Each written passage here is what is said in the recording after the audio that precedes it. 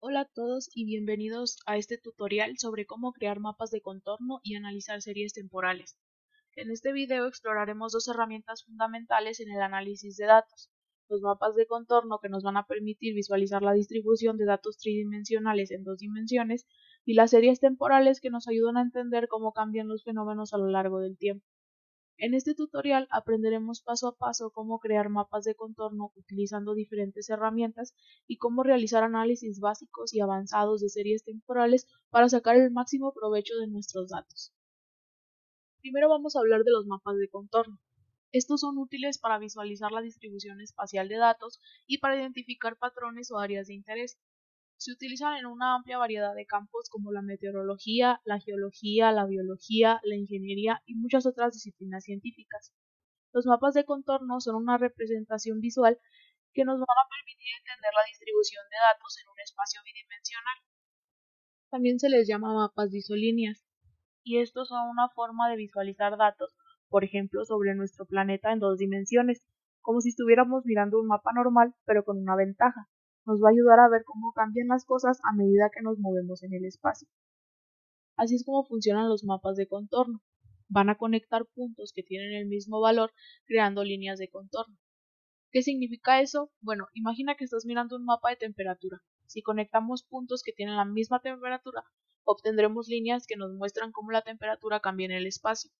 Si ves una línea de contorno que es muy cercana a otra, sabes que esa área es donde la temperatura es similar.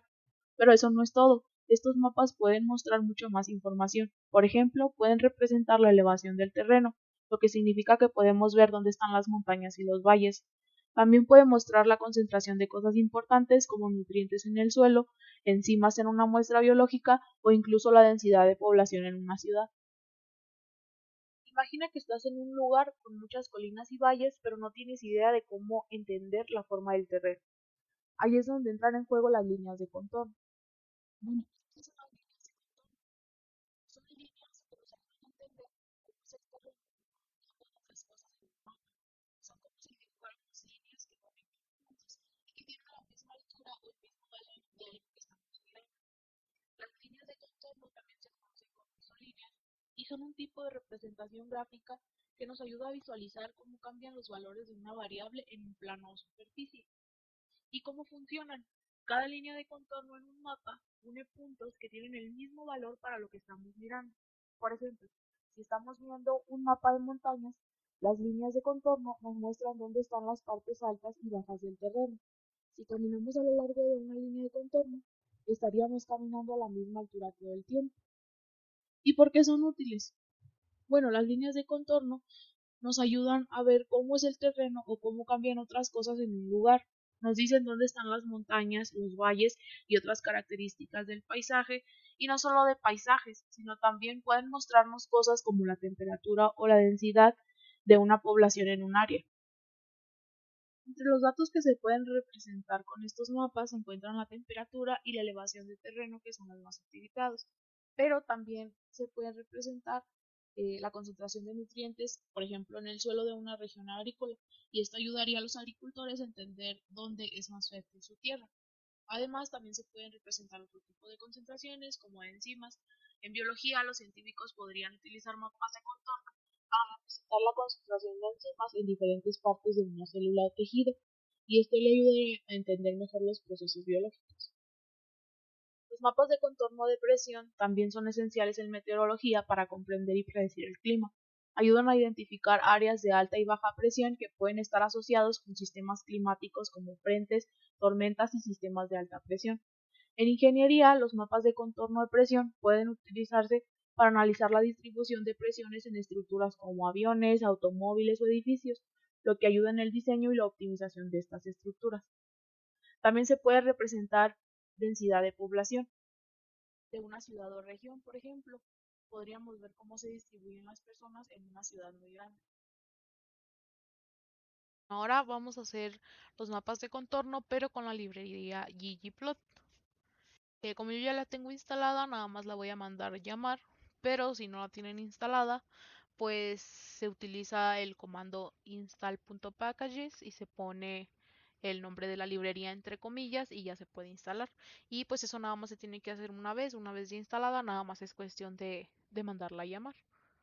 Ahora necesitamos nuestros datos, que en este caso voy a utilizar datos aleatorios y ponemos primero este comando que es set.sit 1, que en este caso es para que los datos aleatorios que se generen la primera vez sean los que se me sigan generando mientras esté corriendo este script. Luego vamos a crear un data frame, que en este caso yo le puse datos aleatorios con números aleatorios hasta 200 y y igual con números aleatorios hasta 200. Y pues podemos visualizar el data frame donde tenemos pues varios valores. Para crear el gráfico de contorno 2D utilizamos la función geoDensity 2D para crear un mapa básico. Esto establece el conjunto de datos aleatorios como base para el gráfico y va a especificar que la variable x se mapea en el eje X y la variable Y se mapea en el eje Y. Además, le agregamos que el tema sea black and white y con el argumento labs le podemos agregar el título al gráfico.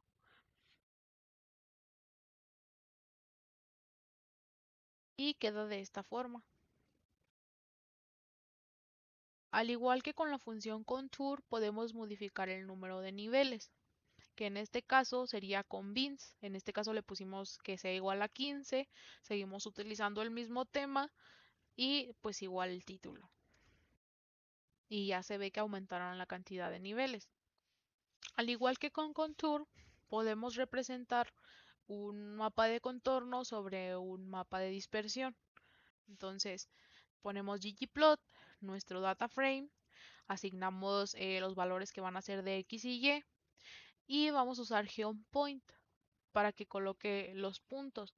Luego vamos a utilizar geoDensity para que cree el mapa de contorno y le vamos a poner pues igual el tema black and white y el título que este pues es ejemplo de mapa de contorno y se ve de la siguiente forma. También se pueden personalizar las líneas. Por ejemplo, podemos cambiarle el color. En este caso le puse rojo. Que se cambian. Podemos ponerle verde. Igual cambia de color y así podemos darle los colores que nosotros queramos. También podemos cambiar el color en función del nivel, o más bien la paleta de colores que se esté utilizando en el mapa de contorno.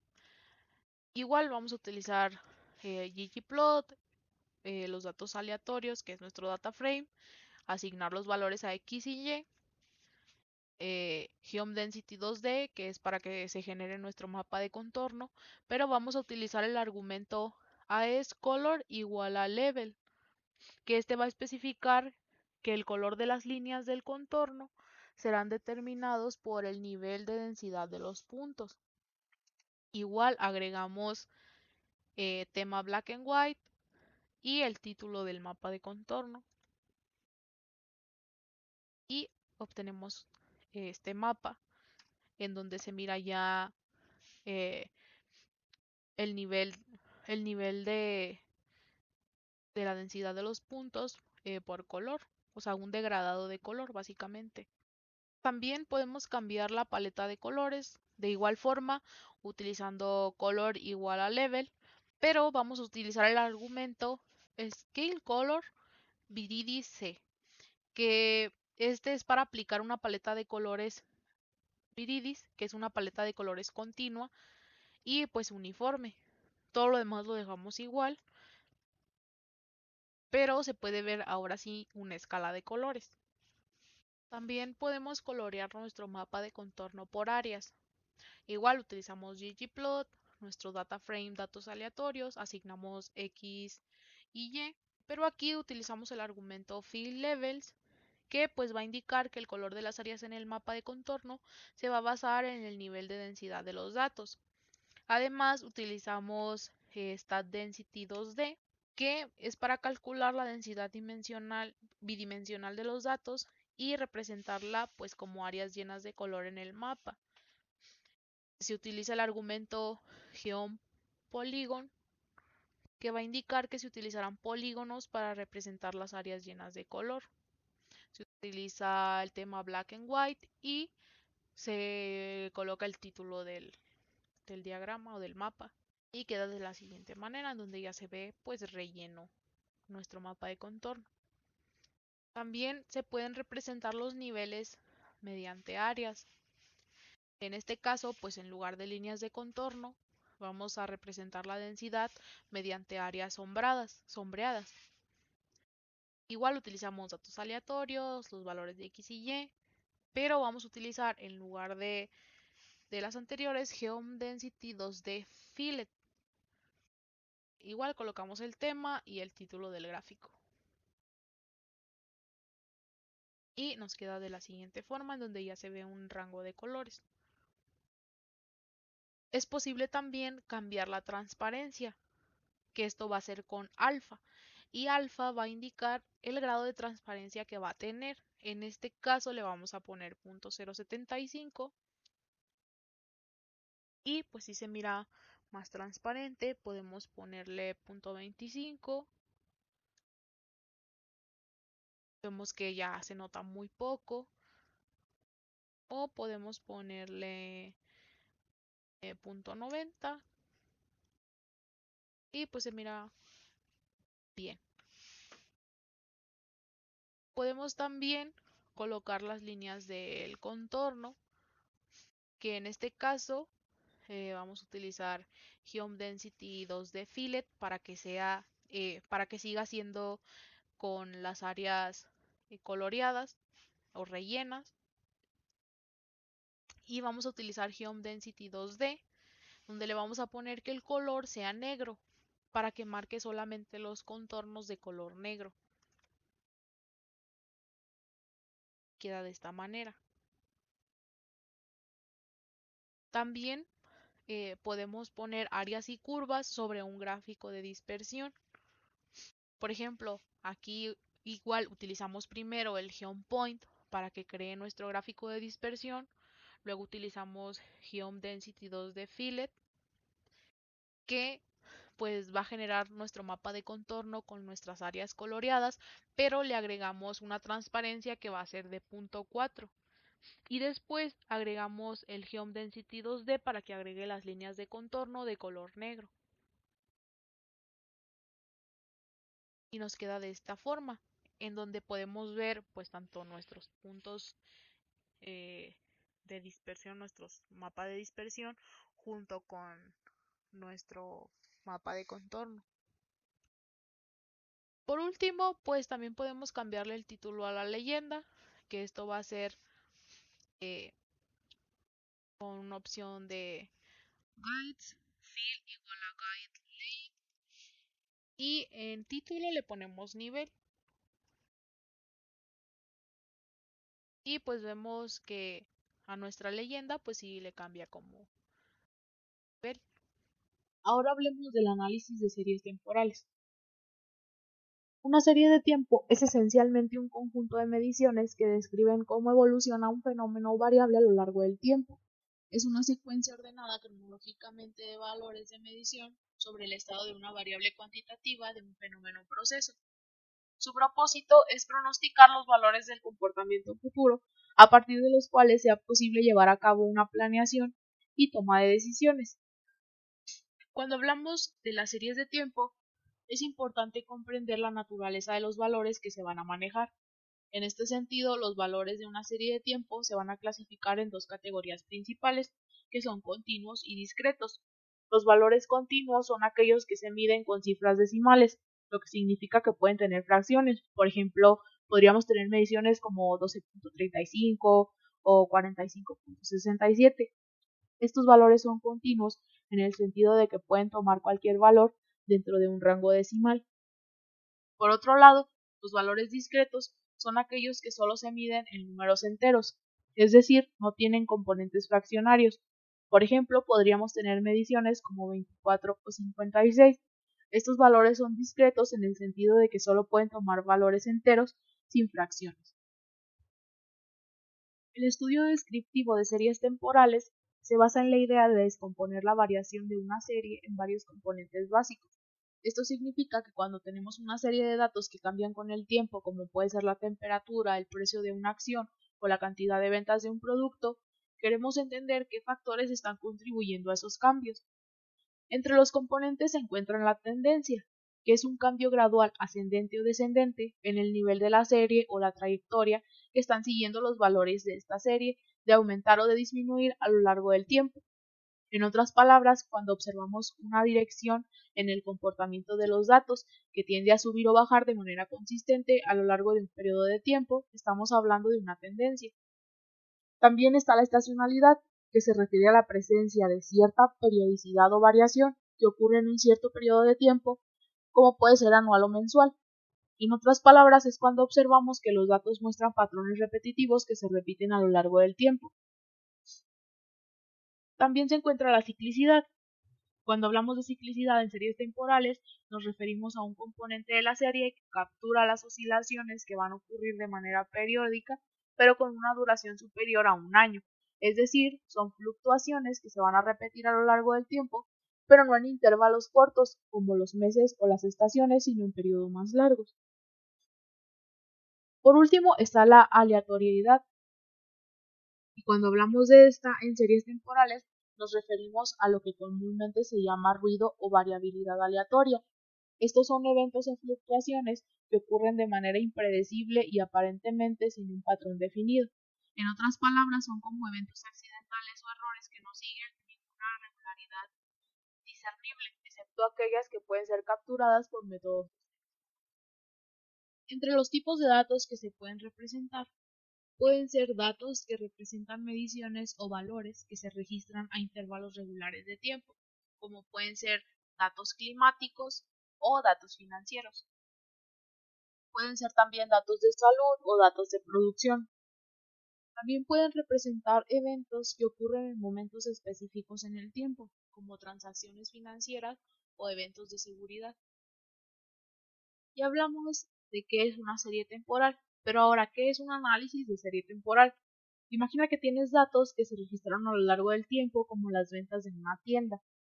Un análisis de serie temporal es simplemente estudiar estos datos para entender cómo cambian a lo largo del tiempo y para hacer predicciones sobre su futuro. ¿Qué implica hacer un análisis de serie temporal? Bueno, cuando hacemos un análisis de serie temporal, primero visualizamos los datos para ver si hay algún patrón o tendencia clara. Luego se descomponen los datos en diferentes componentes como tendencia, estacionalidad y variación aleatoria.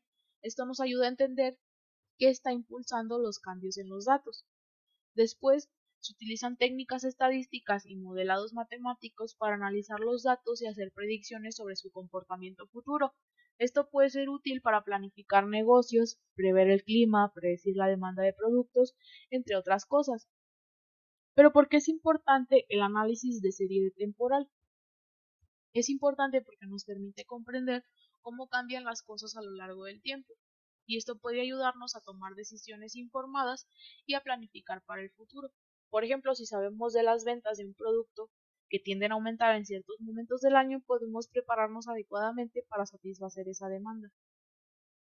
¿Cómo hacemos un análisis de series temporales? Lo primero es definir el problema. Es comprender qué se está tratando de resolver, qué preguntas se está tratando de responder, cuál es el objetivo del análisis. Lo segundo es recopilar datos. Esto puede implicar la recolección de datos históricos o la obtención de datos en tiempo real, dependiendo de la naturaleza del problema. Después es la exploración de datos. Una vez que se tienen los datos, es importante explorarlos para comprender su estructura y características. Esto puede incluir la visualización de la serie temporal, la identificación de tendencias, estacionalidad, ciclos y cualquier otro patrón que pueda estar presente. Después hay que procesar los datos. En esta etapa se pueden realizar acciones como la limpieza de los datos para eliminar valores atípicos o datos faltantes, la transformación de datos si es necesario y la normalización de la serie temporal. Después sigue el modelado. El modelado implica la selección y ajuste de un modelo estadístico que capture los patrones presentes en la serie temporal. Después está la validación del modelo. Y una vez que se ha ajustado un modelo de tus datos, es importante validar su rendimiento. Esto implica comprobar si el modelo se ajusta bien a los datos históricos y si puede hacer predicciones precisas sobre datos futuros. Ahora vamos con el análisis de series temporales. Lo primero que hay que hacer es llamar a la librería y obtener los datos. Primero vamos a cargar la librería rcurl, que esta librería básicamente lo que hace es que podamos descargar eh, archivos o datos desde una liga aquí mismo en R. Yo ya la tengo instalada, la mando llamar y posteriormente vamos a obtener los datos con los que trabajamos, que en este caso le vamos a poner BIRT, que van a ser datos de nacimiento. Ahora vamos a almacenar nuestros datos como un objeto de series temporales, que esto se hace con TS, y le vamos a agregar que va a tener una frecuencia de 12 y que va a empezar en el año de 1946 y que va a ir de uno en uno. Estos van a ser los años y estos van a ser los meses. Entonces lo asignamos, vemos qué información tiene, que están los meses y los años y pues la cantidad de nacimientos. Ahora vamos a graficar la secuencia temporal. En este caso pues utilizaremos plot, nuestros datos, y con main vamos a colocar el título de nuestro gráfico, que sería nacimientos por mes en la ciudad de Nueva York, y con xlab y ylab vamos a cambiar el nombre de los ejes del gráfico, que para X va a ser año y para Y va a ser nacimientos. Y pues ya nos aparece nuestra serie de esta forma. Luego con grid colocamos un fondo, digamos, cuadriculado. Luego podemos hacer también una comparación por cada mes, que en este caso utilizaremos cycle. Con esta información podemos hacer una comparación por cada mes y para esto vamos a utilizar el comando cycle, que cycle lo que hace es determinar la unidad de tiempo a la que pertenece cada observación de la serie, que en este caso pues sería por meses. Y después vamos a crear un boxplot en donde utilizamos nuestros datos, igual colocamos cycle y de nuevo volvemos a colocar nuestros datos. Y nos queda de la siguiente forma, en donde va a estar distribuido por los 12 meses y la cantidad de nacimientos. Lo que sigue es hacer una descomposición. Lo vamos a asignar a esta variable que va a ser birtDesc. Usamos el comando decompose y colocamos nuestros datos. Luego lo vamos a graficar y le vamos a colocar que el eje X se va a llamar año. Y ya podemos ver nuestros componentes, que va a ser pues la tendencia, que se ve que crece, la estacionalidad y los valores que tenemos random. Luego vamos a transformar una serie y hay que estabilizar la varianza, que en este caso es con log, y de igual forma vamos a generar el gráfico, que nos va a quedar de esta manera. Luego es necesario eliminar la tendencia, entonces este logaritmo de nuestros datos lo vamos a asignar a x. Luego vamos a calcular la diferencia entre los valores consecutivos en el vector x, que es este, y esto se hace con diff y le colocamos que lo va a hacer a x. Que diff lo que hace es calcular la diferencia entre ese elemento y el elemento que le sigue en el vector, lo que va a generar un nuevo vector que se va a llamar diff1x y posteriormente pues hay que graficarlo. Y nos va a quedar de esta manera, en donde ya eliminaremos la tendencia. Una vez que ya eliminamos la tendencia, lo que sigue es eliminar la estacionalidad. Para eso volveremos a usar la función diff, que como ya sabemos calcula la diferencia entre valores consecutivos en un vector. La diferencia es que ahora utilizaremos el argumento lag igual a 12 que va a indicarle a la función diff que calcule la diferencia entre los valores que estén separados por un intervalo de 12 elementos en el vector diff1.x, que fue el que creamos anteriormente. Y esto se lo vamos a asignar a un vector que se va a llamar diff12.diff1.x. Posteriormente vamos a graficar este vector y así tendríamos nuestra serie temporal. Finalmente, vamos a analizar las autocovarianzas y autocorrelaciones de nuestra serie temporal transformada. Esto nos dará información sobre la dependencia temporal en nuestros datos. En este caso vamos a utilizar y igual a nuestro vector que creamos sin la estacionalidad. Y este va a contener las diferencias entre valores separados por un intervalo de 12, que fue el que le asignamos anteriormente. Después vamos a utilizar la función ACF, que en este caso va a calcular y trazar la función de autocorrelación para la serie de datos representada por la variable y que ya creamos.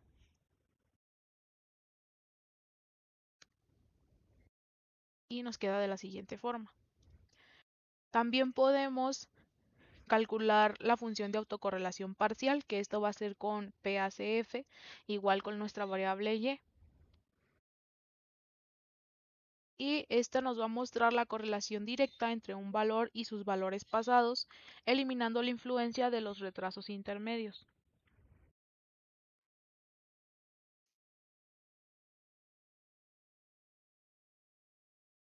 Bueno, pero de todo esto que obtuvimos, lo que obtuvimos es un gráfico de autocorrelación que nos va a ayudar a comprender la dependencia temporal en una serie de datos. Por ejemplo, en el eje X tenemos el retraso en el tiempo, también conocido como lag, y cada punto en el gráfico representa un cierto retraso en la serie temporal. En el eje Y, que también se conoce como correlación, tenemos el valor de autocorrelación, y este valor indica la fuerza y dirección de la correlación entre los valores de la serie en diferentes retrasos. Y este indica la autocorrelación en un retraso de 0. Esta autocorrelación es siempre 1, ya que compara cada valor con sí mismo.